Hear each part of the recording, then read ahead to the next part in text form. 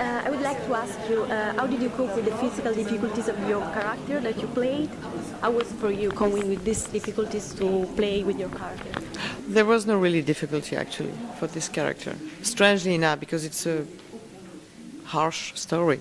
Did you feel responsible for the story you were telling to the audience about the director based on the true events? I think Catherine is responsible for that story. Of course, I feel responsible responding to her demand to do it, but she's the most responsible. She's the most exposed in that story because it's her story.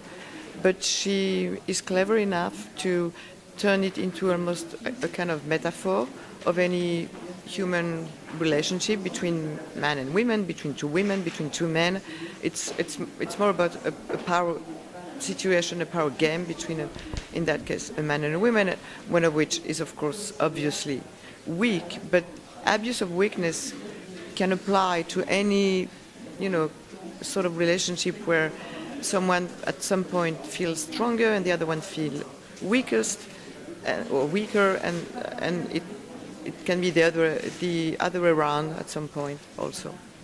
As you're playing the role of a big director and you're a big actress, do you dream of becoming a director one day? I don't dream of it, but maybe why not? Yes. No, not an option, more out of curiosity, maybe one day, just to see what comes out of my mind as a director. How do you find the relationship with the men who take advantage of you in the movie? Well, I think it's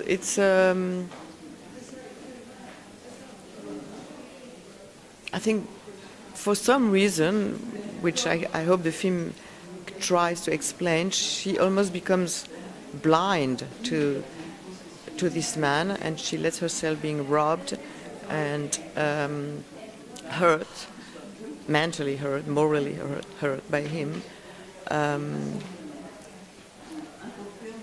That's abuse of weakness.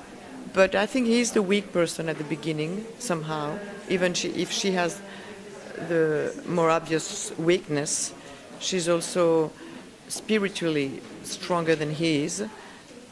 That's why at some point the relationship becomes quite awkward and quite ambiguous. It doesn't come out of nothing. What is the final scene? What's your interpretation of the final scene? You crying and say, it was me, but it wasn't.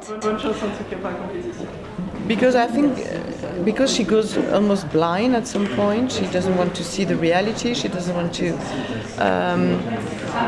So once she wakes up from that sort of nightmare, she realizes that as everybody in life, she has this kind of schizophrenic persona. It was her, but it wasn't her. It was her, but it wasn't her. And she really means it.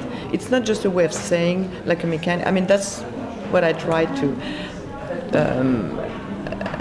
transmit as I did it as an actress, to really make it as emotional and as real as possible as she says it. It was me, but it wasn't me. It was me, but it wasn't me. Not like a mechanical thing. She really means what she says at this point. Thank you very much. You're welcome.